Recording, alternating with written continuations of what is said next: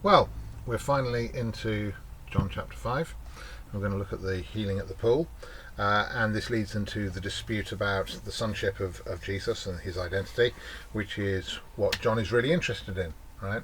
Um, it's sometimes perceived that Matthew, Mark, and Luke, the synoptic gospels, are more about, what Jesus said, what Jesus did, but they don't really analyze it. That's not really fair to them, because there is actually quite a lot of analytical stuff in there. But John really does want to present a case. He's doing a sermon, and he's presenting his evidence, and he's making a point, and he's leading to a conclusion. All right, and he wants to take us with him. Okay. Now, as always, I remind us of the links to each passage back to John chapter 1, the prologue, and of course in John chapter 1 it says, he came to that which was his own, but his own did not receive him. Okay. And we're seeing that, the Samaritans have received him. The Herodians have come to him. Nicodemus, we don't know yet. We'll find out later on that he does, but, we don't know. That's left hanging from that passage.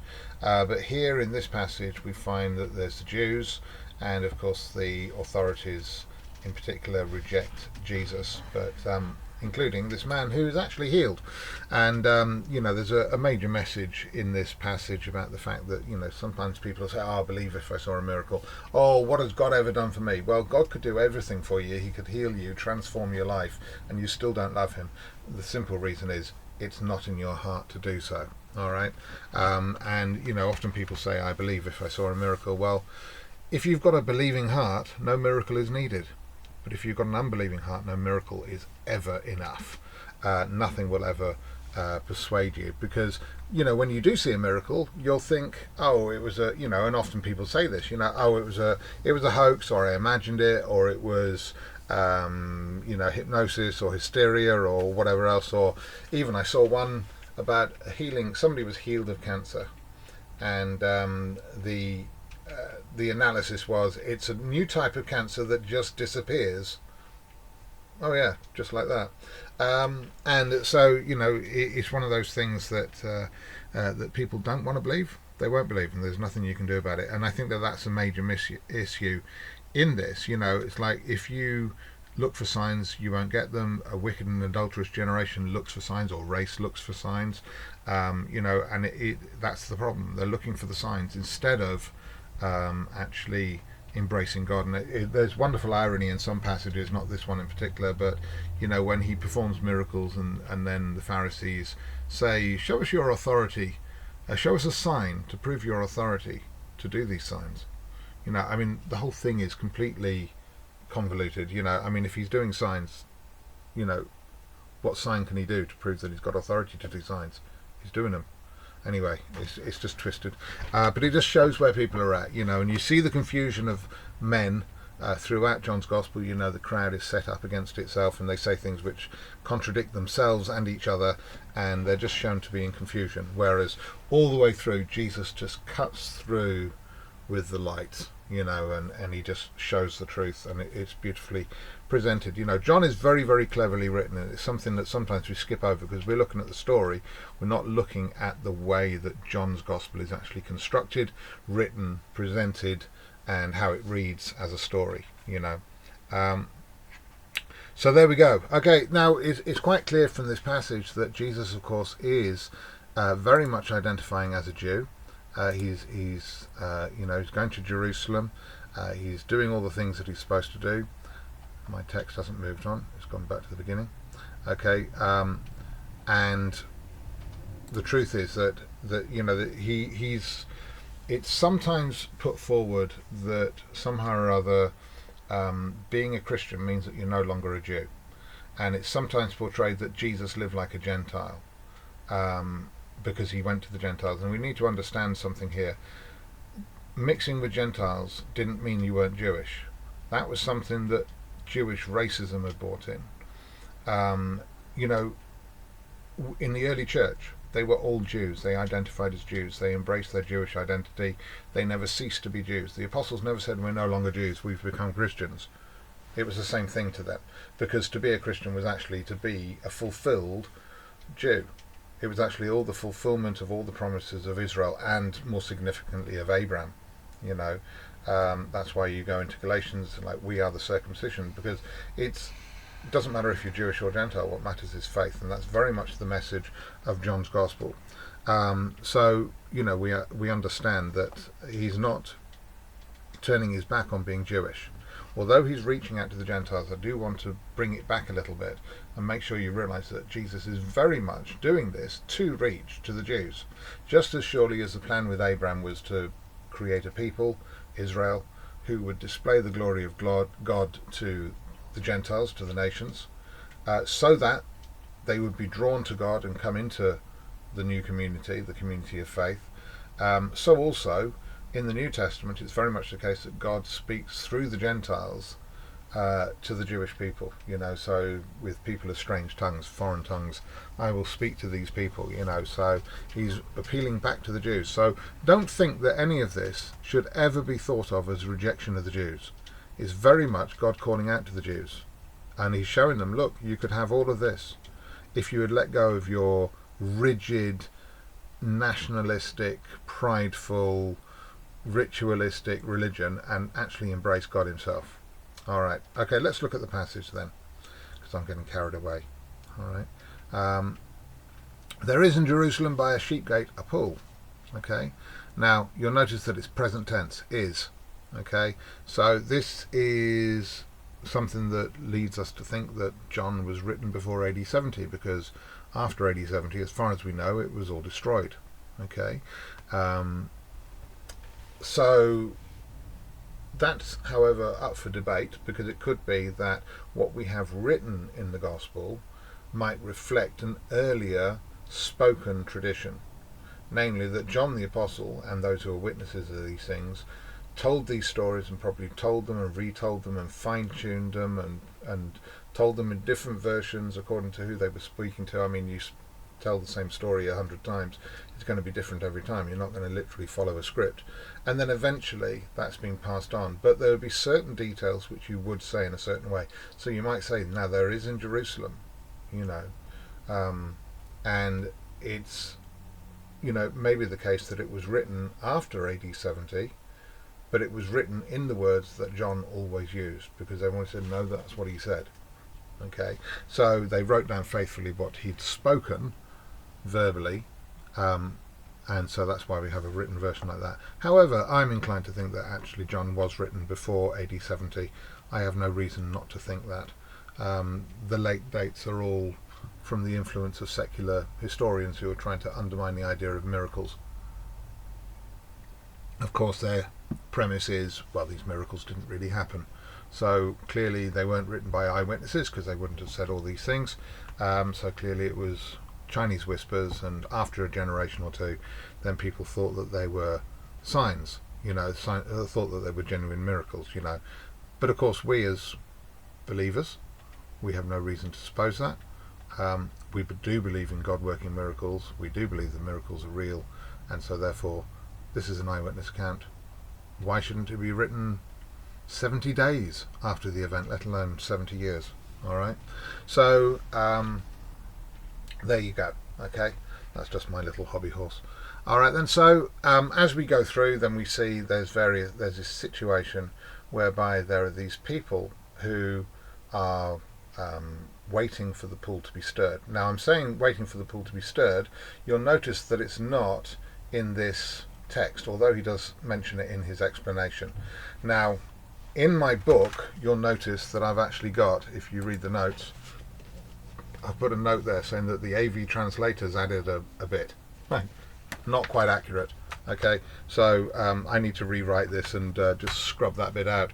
But there are various versions, and there's one that there's an explanation within the text that there was a pool, that with the pool there was an angel that came down and stirred the water, and anybody who got in the water first would be healed. And I you know, it's debatable whether or not that should actually be in the text. It could just be an explanation that was added because people didn't know the story, whereas originally when the story was told, then maybe John never bothered explaining that, because everybody knew Jerusalem, and so they all knew about the story of the pool of Bethesda, the house of mercy. All right, but in this case, maybe it's gone further afield. It's gone to people who haven't been to Jerusalem and they don't know about this story, or it was written years later. Again, it comes back to that flexible understanding of when these things were written.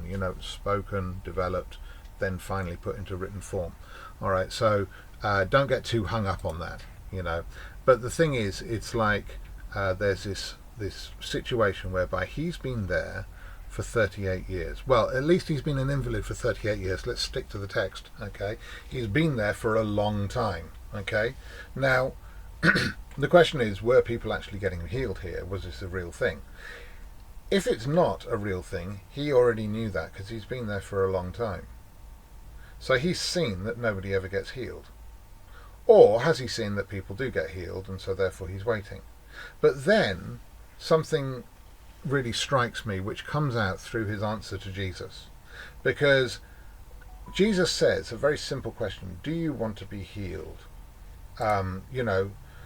Do you want to be restored? Do you want to have your health back? And his answer is rather mixed. I mean, would your answer not be just yes? Absolutely. Duh. Of course I do. I mean, by rights, what is he doing there if he doesn't want to be healed? Now, he says that there are people who, there's nobody there to take him and put him in the pool when the water's stirred up. Somebody gets in there ahead of him, right? It's some kind of a competition. That doesn't sound like something that God really works with. God can heal everybody if he wants to, not just one at a time, right? The whole thing just doesn't make sense. Because surely if he's got people who is taken there every day, because he can't have actually lived there, if he's taken there every day by a bunch of people, they must have carried him on a stretcher, and they lay him there, do you not think they'd say, here boys, why don't we hang around for a couple of days? Because we've got to come here every day, week in, week out, month after month, year after year, bringing him here and dropping him off. Why don't we just hang around for a few days with him on the edge of the pool, and as soon as it stirs, we'll shove him in. Not with the aim of drowning him, of course, but with the aim of actually seeing him healed. Presumably they actually believe that this is actually going to work. You might have been tempted if you were really fed up, just to leave him there. But the thing was that it doesn't make sense. The whole thing, it's an excuse. I've got no one to put me in the pool. It's an excuse. Why didn't he just get right on the edge of the pool and then nobody can beat him? Why is he sitting back away from the edge of the pool? I mean, the whole thing, you see, the whole thing is, it's about human nature, and I think that this is a real insight. Because actually, the bottom line is, this man does not want to be healed. This man is happy being a cripple. He lays there, sunbathing most days, and people feed him, people pity him, people like self-pity, people like to be victims. We're seeing that more and more nowadays in modern society. Oh, I'm a victim of this, I'm a victim of that. It's not my fault. Everything's everyone else's fault. Somebody else is, to blame for everything. And the truth is that actually people need to take hold of their own destiny and say, I'm going to do something here. I'm going to do something about this and sort it out. Instead of crying all the time. And sometimes I think that people come to God in the same way. They don't actually want to be healed. They pray, but they don't want to be healed, right? Because, typically, maybe they're on disability, and it's cushy. They sit at home, drink tea, watch TV, feet up on the sofa, all day, every day. They get a new car every so often. Why would they want to be healed? As soon as they get healed, they've got to go out to work. Oh, no. And they don't want to do that. And so therefore, actually, there are people who are in this kind of hole where they don't want to be healed. Anyway, that's enough of that. That's more like a preach than a teaching. Okay, but I think that that's what's behind this passage. That's what's really underlying this passage. This is what's going on, because Jesus, against his will, against the man's will, heals him. It's like, get healed, whether you like it or not, right? And he picks up his bed and he walks, right? It's interesting that later on you find him at the temple. I think he's at the temple, he's begging, right? Because actually he doesn't want to be healed. I'm reminded actually of the of the Monty Python sketch in Life of Brian. Spare a copper for a poor ex-leper. Ex-leper? How can you be an ex-leper? Oh, this man, Jesus, he healed me. He said, I've got no qualifications, I can't work, I don't know what I'm doing, so now I've got to leap around and beg. So the thing is, it's like it's not as simple as just simply saying yes, although it should be by rights. And I think it's curious to think about how people work and how their minds actually function. All right. So this sparks a big debate because it was on the Sabbath. Now the Sabbath becomes quite a controversy in John's Gospel, and controversy is always interesting for a good debate, of course. It's partly about law, because of course the law said, keep a Sabbath, take a day off every week.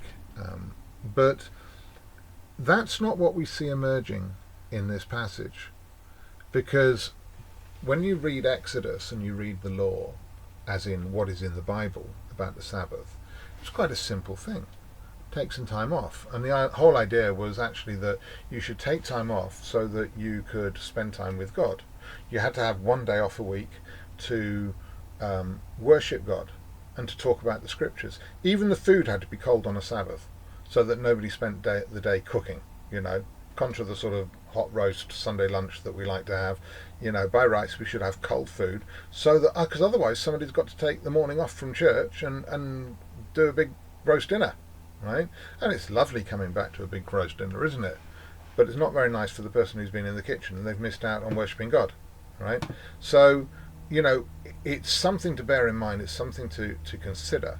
I know that Sunday is not the Jewish Sabbath and all that, but just in terms of the principle that Jesus taught, that we're supposed to keep to the spirit of the law, and the spirit of the law is that you take time off to worship God.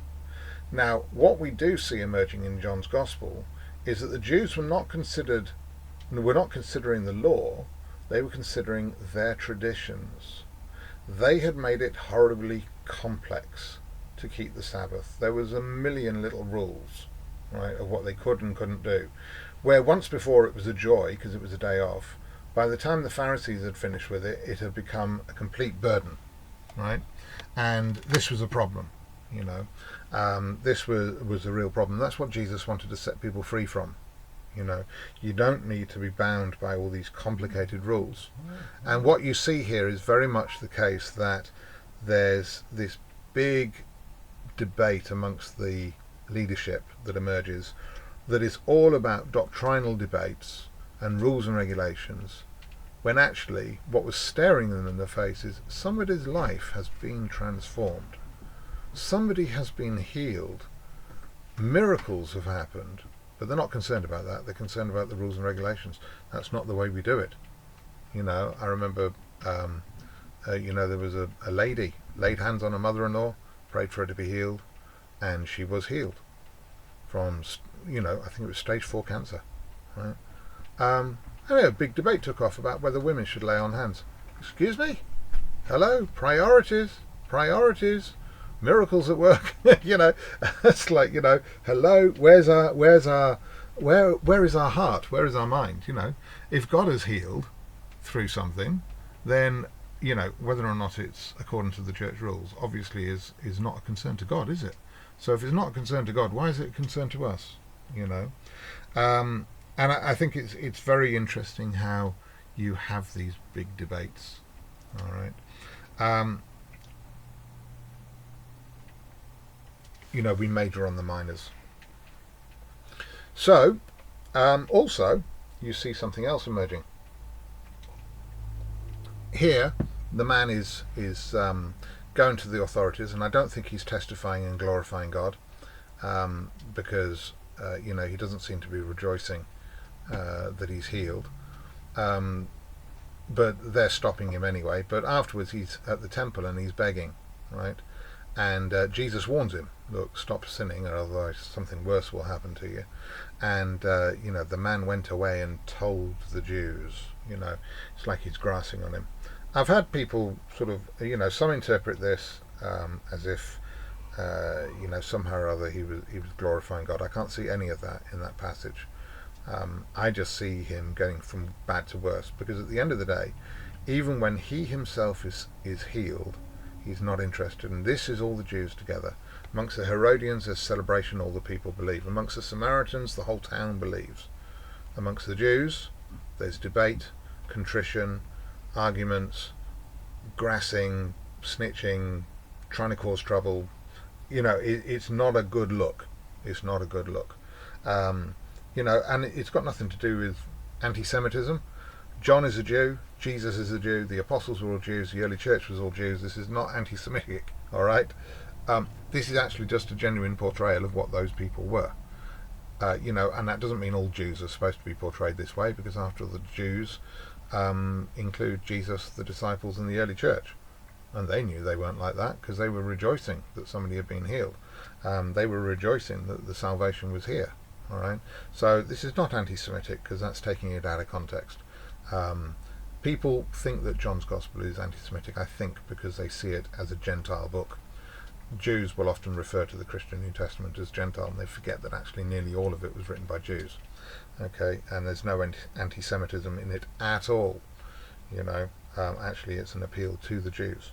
All right, and above all, in terms of celebrating and that kind of stuff, the point is that this is a fulfillment of messianic prophecy. Jeremiah 31, that the lame will walk. This is a messianic age. The Messiah is here. They should have been rejoicing. They should have been saying, "Whee! The lame are walking. If the blind see and the lame walk, well, the Messiah is here. So let us follow him." But no, they don't repent. They don't repent at all. All right. So I'm going to stop there, and then we go into the debate about who Jesus actually is in the next passage. All right. Which is what this relates to.